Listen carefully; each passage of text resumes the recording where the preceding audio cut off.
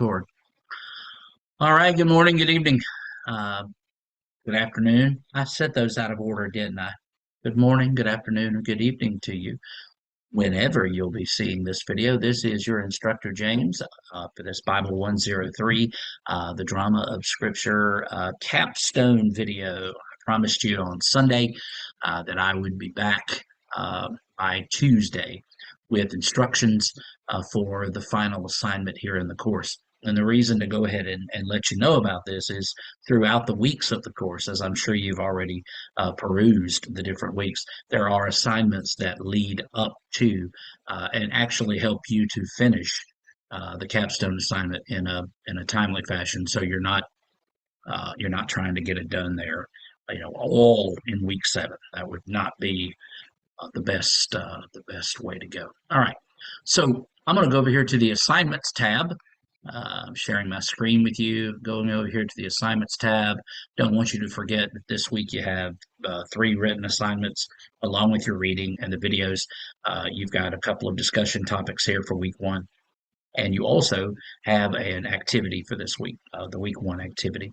But I want to spend my time with you today speaking about the capstone assignments. So let me click on this and let you know that this is, as we go through the book and as we go through the course, you're going to be walking through the Bible through the 6 acts of God's story that are outlined in that book. And as I mentioned in the video on Sunday, we're looking for you to develop a series of 6 elevator pitches based upon those acts.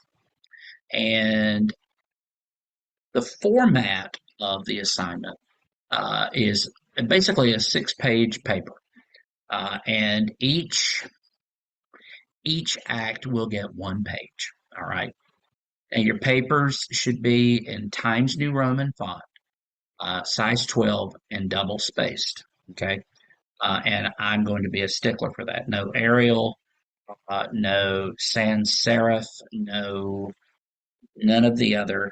Black, by the way, too. Black color for your text.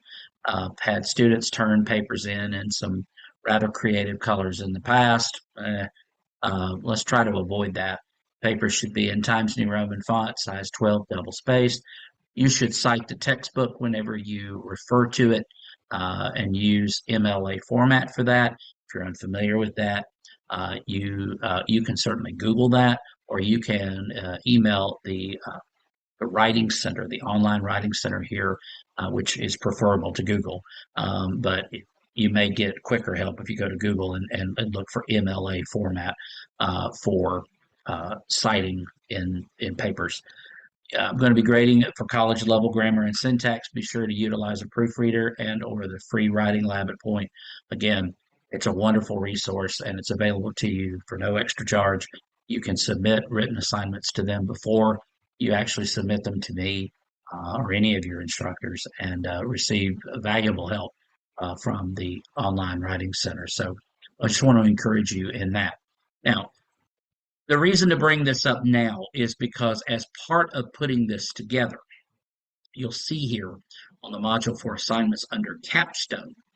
And by the way, all of these assignments total up to 30% of your grade. So this is a big chunk, okay? All right.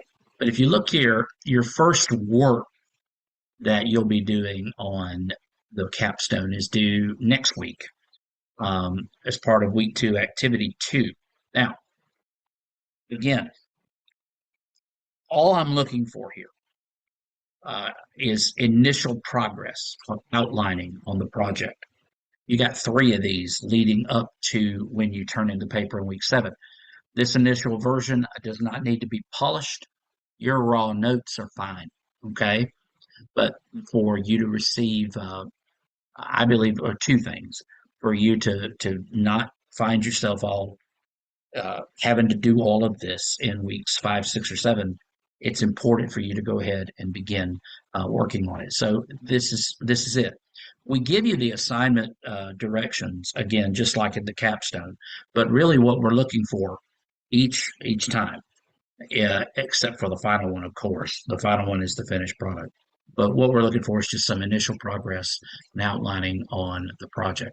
So, as I said in the video on Sunday, we're not trying to sell the gospel to anyone.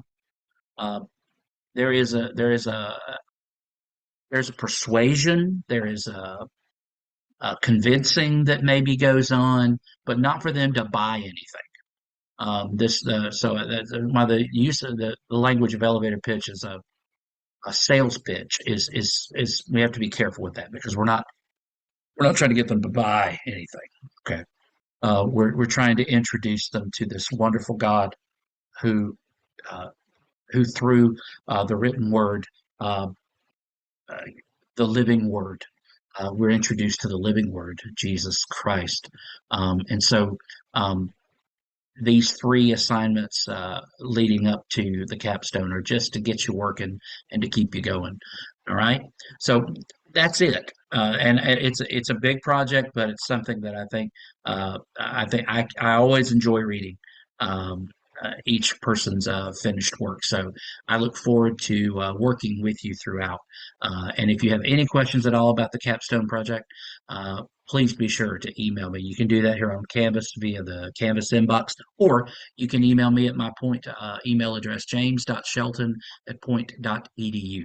And again, I'm here for you. I'm excited for you. I'm excited to be on this journey with you. And I look forward to, I'll check in on you in a couple of days to see how everybody's doing. And just know that you're in my prayers, and God bless you and keep you this week.